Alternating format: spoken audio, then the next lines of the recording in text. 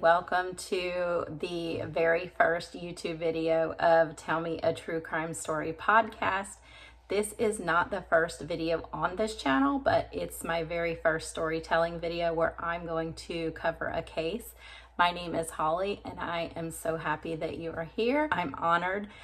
Thank you for being here, and I hope that you enjoy this video and that you want to become a part of the Tell Me a True Crime Story podcast YouTube family. If you do, hit the like button and please subscribe to this channel. I'm just going to get right into the story, but there's some more info about me down in the description and other platforms that I'm on. So without further ado, let me tell you a true crime story. I call this one the Tarrytown Murders. I kind of have like a personal connection to this case, but not directly, so let me explain. It was the early 2000s and I was making the drive east again along State Highway 50 through rural Sumter County, Florida. When I got close enough to that big billboard, I silently read it to myself as I had done so many times before. Do you know who murdered Esperanza Wells and Margarita Ruiz? A reward of up to $26,000 was displayed on the sign too. It had pictures of the two female murder victims, one younger with dark hair and glasses, and an older woman with white puffy hair. I was in my early 20s and I had a little girl. Her father and I had separated and he and I met at a gas station in Webster, Florida. That was every other weekend that we met up. This was a halfway point for us to meet up, and between where he lived at the time, which was Winter Park, Florida, and from where I lived at the time, which was in Hernando Beach, Florida. It was about an hour for each one of us, 2 hours round trip. So I saw this billboard every time we made this, we met up, which was every other weekend for her visits with him. It troubled me, but it intrigued me too, because I'd been a lover of true crime for as long as I can remember, before loving true crime was even a thing. So after reading about it on the internet and learning of the eerie details of this crime, I was horrified and saddened. Those two innocent, beautiful women were killed in their own home while babysitting two toddlers. Thankfully, the children had hidden during the murders of the two women, and therefore their lives were spared. After a while, my daughter's father moved out of state, so I didn't have to make that trip anymore. And the billboard and those women and those toddlers and the unsolved case faded from my mind for a bit. But through the years, from time to time, those ladies would cross my mind, especially when I had to travel through that area. About a decade after I'd first seen the billboard, when Margarita and Esperanza came to mind once again, I looked up the case online and I was curious to see if it had been solved. I was happy to see that it had been, and that their murderer is now held in maximum security custody on Florida's death row. Because those ladies' images had haunted me, I felt a personal connection to this case. That's why I chose to cover this story as my very first episode when I started my true crime podcast in 2022. Now I'm going to take you back to the year 2000 to Central Florida, to an unincorporated little community called Tarrytown in rural Sumter County, Florida. Tarrytown, Florida is located just outside of the small town of Webster, Florida. Webster is home to a popular flea market that's like a tourist attraction there, believe it or not. It's one of the largest in Florida, and it is also one of the oldest flea markets in Florida. It was established in 1937 for local farmers to sell their produce and cattle. So when you think of the landscape of Florida, what do you think of? You probably think of beaches and palm trees and sand, but this part of Florida, it is very different. It's scenic and picturesque. It's very green with huge, magnificent mossy oak trees, sprawling farms and ranches, and vast open fields with cattle and horses. So running east and west through Central Florida, including Little Tarrytown, is State Route 50.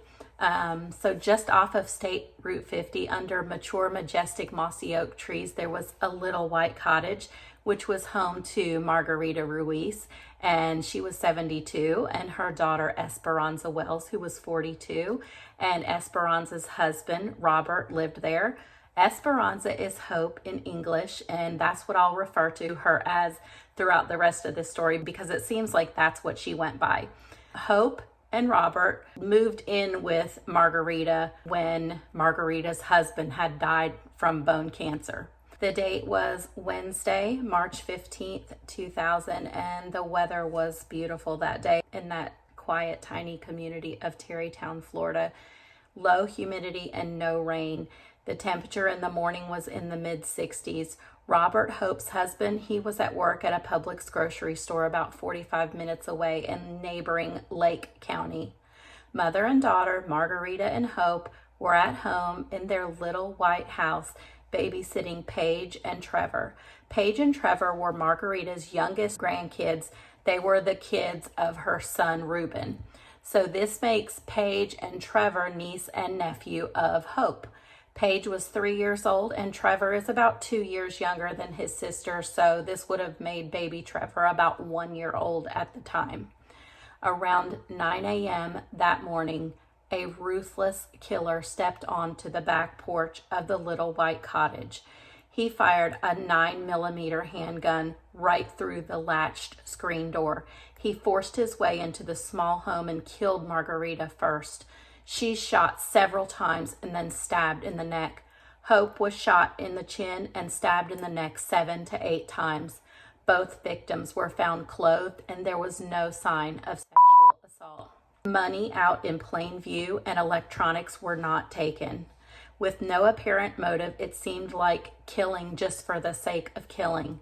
Both Paige and baby Trevor were left unharmed.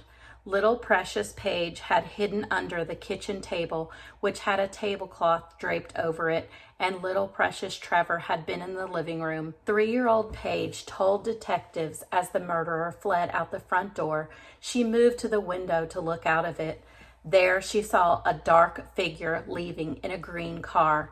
He'd backed out of the driveway and went east on State Road 50 towards Orlando. The investigators gleaned from little Paige's description that they should be looking for a black male driving a green car. Officials soon received a tip that the killings of the 2 women were committed by 2 men during an apparent drug ripoff, but they'd gone to the wrong house. So investigators thought that they had a solid lead and that they were onto something, but both of those men were cleared after they had solid alibis. So detectives, that's all they had. The case went cold. It lay dormant and the double murder went unsolved for 6 long years. It would be 11 and a half years before the murderer of Margarita and Hope would be convicted in a court of law. Now I'm going to take you back to 2 days before the murders of Margarita and Hope.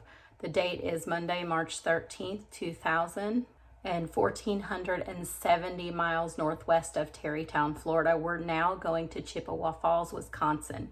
It was chilly that afternoon. It was in the low 40s as a man named Alfred Marquardt called 911. Upon returning home from work early that day, he discovered his wife, 54-year-old Mary Jane Marquardt, dead on the floor of their garage. You see, he had been at work, but he left early because he couldn't reach Mary Jane on their home phone. When he called her from work, he kept getting a busy signal. When he found her in their garage, she was cold and there was a pool of blood surrounding her head. Mary Jane had been shot and stabbed in the neck. Her body was covered with the purplish-colored bedspread from her and her husband's bed. Investigators viewed this covering of her body with her own bedspread as a sign of a personal or emotional connection between the victim and the perpetrator, an act of showing remorse or an attempt to comfort the victim in death. Those of you who have followed true crime for a while, we've heard of this many times before. Police found a 9mm shell casing under Mary Jane's black Lincoln, which was parked in the garage near her body. There was no sign of a break-in and nothing was stolen from the home. Her autopsy revealed that there was no indication that she'd been sexually assaulted. Of course, Mary Jane's husband, Alfred, was investigated as a possible suspect, but he was soon cleared. As the investigation progressed, detectives attempted to clear Mary Jane's other family members. However, her youngest son could not be located, 24-year-old Bill Paul Marquardt. He was on parole, and since he'd been involved in drug dealing in the past, investigators were concerned that Bill Marquardt was a possible victim of murder or foul play too. Just 1 month prior to the murder of his mom, Mary Jane, Bill had been discovered digging up about $12,000 in cash from his parents' front yard. So detectives thought that maybe the murder of Mary Jane was related to drugs. Perhaps her son Bill Marquardt was the actual target if he was still involved in the drug game, and he had previously lived with his parents in their home in Chippewa Falls. So maybe some bad guys came looking for him, but instead they found his mom there and she somehow ended up being killed. Was there a drug motive behind the murder of Mary Jane? Bill Marquardt's absence since his mother's death was weird. And maybe even suspicious because her murder had received widespread news coverage in the area. Investigators went looking for Bill Marquardt at his remote cabin in the town of Fairchild, Wisconsin, about 40 miles southeast of his parents' home. There they found 6 animal carcasses, 3 dog carcasses, and 3 rabbit carcasses. The dogs and rabbits had been shot and their necks had been cut. They also discovered a blood-covered tarp in a nearby outbuilding. A search warrant for the cabin where Marquardt lived turned up live 9mm rounds, 2 rifles, turned up 1 live 9mm round, 2 rifles, and a large knife with a sheath. With the live ammunition discovery being a violation of Bill Marquardt's parole, plus the discovery of the animal carcasses and the increasing circumstantial evidence, an arrest warrant was issued for the arrest of Bill Paul Marquardt for animal cruelty and for violating his parole. However, he was still nowhere to be found. Then, a few days later, on Saturday, March 18th, 2000, a neighbor of Bill's called officials to let them know that Bill's car had passed by, headed in the direction of his cabin. Investigators went to the cabin to arrest Bill Marquardt. Maybe they could get some answers from him. Did he know anything about his mother's murder? Where had he been since her murder? Well, he told detectives he'd been on a vacation.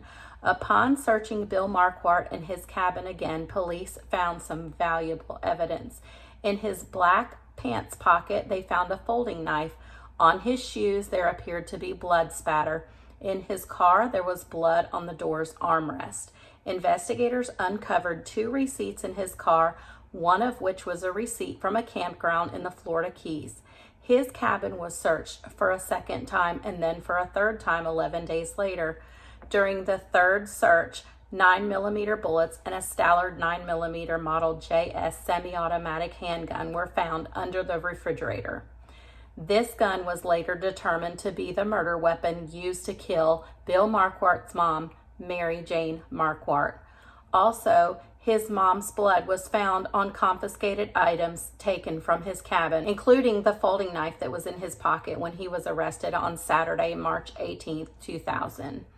Bill Marquardt was charged with the murder of his mother, Mary Jane Marquardt. However, after a mental health evaluation, he was deemed incompetent to stand trial. He did stand trial, however, for animal cruelty for the killings of the dogs and rabbits and was found guilty in January of 2003. A judge sentenced Bill Marquardt to 75 years confinement in a state psychiatric hospital. Bill Marquardt was sent to Mendota Mental Health Institute in Madison, Wisconsin. Meanwhile, in Florida, the investigation continued into the murders of Margarita and Hope. It was 2004, 4 years since they'd been killed.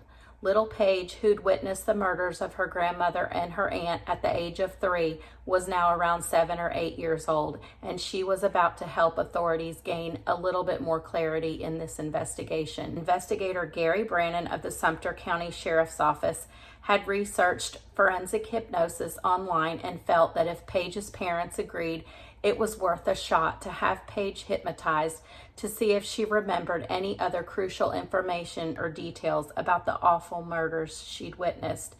Paige's parents allowed her to be hypnotized, and a forensic hypnotist from Texas was brought in to conduct the hypnosis. The unusual tactic worked, and Paige was able to recall under hypnotism that she'd never seen the murderer's skin tone. The pants he was wearing had been black. That's all she could see from her vantage point under the kitchen table with the tablecloth hanging down. When Marquardt had been arrested on March 18, 2000, police had confiscated the clothing he was wearing, which included a black shirt and black pants. Back in Wisconsin, prosecutors were still determined to try Bill Paul Marquardt for the murder of his mother. They asked for and received another competency hearing for Marquardt, in which he was now found competent to stand trial. During the trial for the murder of his mother, the gun that had been found at Bill Marquardt's cabin during the third search of his home proved to be a problem for the prosecution. Marquardt's defense attorney argued that it must have been planted by police in an effort to frame Marquardt for the murder of his mother, since it hadn't been found in the previous two searches. I guess this placed doubt in the jurors' minds, because in May of 2006, Bill Paul Marquardt was acquitted of the murder of his mom, Mary Jane Marquardt. The prosecuting attorney for Marquardt's mom's murder trial, John Tyson, was disappointed after losing the case, but he was determined. He was determined to solve a mystery that, if solved, could potentially put Bill Paul Marquardt away behind bars forever. What had been discovered during a forensic analysis of the blood evidence found at Bill's cabin had been nagging at prosecutor Tyson. You see, the folding knife found on Bill at the time of his arrest, when he'd returned from his so-called vacation in Florida, held the blood of not only his mother, but 3 other people as well. His own blood and 2 unidentified blood-related females. According to forensic scientists, the blood-related females were either mother and daughter or sisters. Now it was time to solve the mystery. Who were the 2 blood-related females whose blood was discovered on Marquardt's knife? How did their blood get there? Prosecutor Tyson was dogged in his pursuit to find out. His hunch was that Bill Marquardt had used the knife in a violent attack or a murder against the 2 women whose blood was found on the knife during his convenient vacation road trip that had taken him to the Florida Keys, ironically right after the murder of his mother. Prosecutor Tyson began to scour the internet looking for knife attacks or murders committed by stabbing upon 2 female victims who were related. He was looking for murders that fit the timeline and had occurred somewhere between Chippewa Falls, Wisconsin, and the Florida Keys. Tyson had researched about 40 cases online when he stumbled upon a flyer on the Florida Department of Law Enforcement's website on the unsolved double murder of Margarita and Hope. He quickly reached out to the investigators in Sumter County, Florida. After that phone conversation and a comparison of evidence, Florida authorities determined that Bill Paul Marquardt was the man that they'd been hunting for 6 long years. It turned out that his DNA matched the male DNA found at the murder scene in Tarrytown, Florida, and the gun from under the fridge in his cabin in Wisconsin matched shell casings left in the home of Margarita Ruiz and Hope Wells. Think about this for a moment. If Bill Marquardt hadn't been acquitted of his mother's murder, DA Tyson may never have been so hell-bent on discovering the 2 female contributors to the DNA left in blood on Marquardt's knife, and their murders may have never been solved. Now, let's go over a timeline and recap everything and show how these 2 cases are connected. On Monday, March 13th, 2000, Mary Jane Marquardt was murdered at her home in Chippewa Falls, Wisconsin. She was shot and stabbed in the neck. Her son, Bill Paul Marquardt, could not be located by authorities to be informed of her murder or to be questioned. Just 2 days later, on Wednesday, March 15, 2000, nearly 1,500 miles away in Central Florida, Margarita Ruiz and Hope Wells were murdered in their home. They were shot and stabbed in the neck.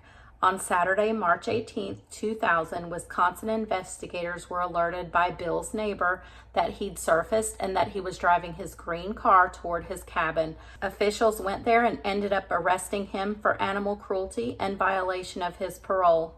In 2003, he was convicted of animal cruelty charges and sent to a psychiatric hospital.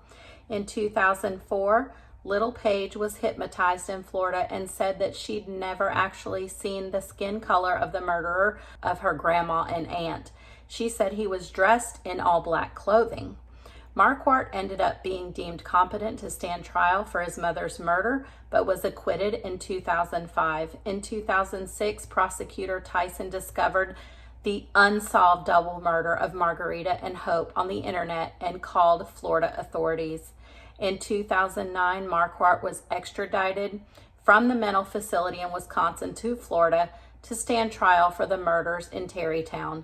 That brings us up to the trial of Marquardt. Bill Paul Marquardt went to trial in 2011 in Sumter County, Florida, for the murders of Margarita Ruiz and Hope Wells, where he served as his own attorney. He argued that fellow drug dealers had committed the killings and framed him for the crime by planting the handgun in his cabin in Wisconsin. The trial lasted for 7 days. The jury convicted him of the double murder in October of 2011. The jury had never been told that he'd been tried and acquitted for the murder of his mother. Marquardt waived his right to be sentenced by the jury, so he was sentenced by a judge to the death penalty on February 28, 2012. Marquardt had wanted the death penalty because that meant a direct appeal, an automatic appeal to the Florida Supreme Court given to anyone who is sentenced to death. Marquardt felt that his conviction would be overturned on appeal. His death sentence was upheld by the Florida Supreme Court in 2015. That big billboard along State Route 50 depicting the lovely faces of Margarita and Hope received a long-awaited update in June of 2006. Sumter County Public Works employees put the word solved in big, bold, black letters across the bottom of the billboard. Ironically, one of those Public Works employees that had the honor of placing those letters on the billboard was 22-year-old Benjamin Ruiz. He is the grandson of Margarita and the nephew of Hope. Bill Paul Marquardt was remanded to the Florida Department of Corrections on Thursday, March 15th, 2012, exactly 12 years to the day of the murders of Margarita Ruiz and Hope Wells. He sits on Florida's death row at Union Correctional Institution in Rayford, Florida, which is about 45 minutes north of Gainesville. He's held there under maximum security as inmate number U44139. Today, Marquardt is 48 years old. Marquardt's mother, Mary Jane, had enjoyed riding motorcycles with her husband, Alfred, and she was a member of the Gold Wing Road Riders Club and the Chippewa Valley Road Riders Club. Mary Jane and Alfred had been looking forward to retirement. They'd been married for 34 years and had 3 grown children, 2 sons and 1 daughter. Mary Jane Marquardt's memorial service was held at St. Paul's Catholic Church in Bloomer, Wisconsin on Friday, March 17, 2000. 3 days later, and many miles to the south, on Monday, March 20, 2000, a funeral service for mother and daughter, Margarita Ruiz and Hope Wells, was held at Purcell Funeral Home Chapel in Bushnell, Florida. They were laid to rest together at Linden Cemetery in Linden, Florida. On one side of Margarita rests her daughter, Hope, and on her other side rests her beloved husband, Benito, who died from cancer a year and a half before her murder. Thank you so very much for being here with me. Please become a part of the Tell Me a True Crime Story podcast YouTube family by subscribing to this channel. And please give this video a like and a comment below and let me know what you thought of this story.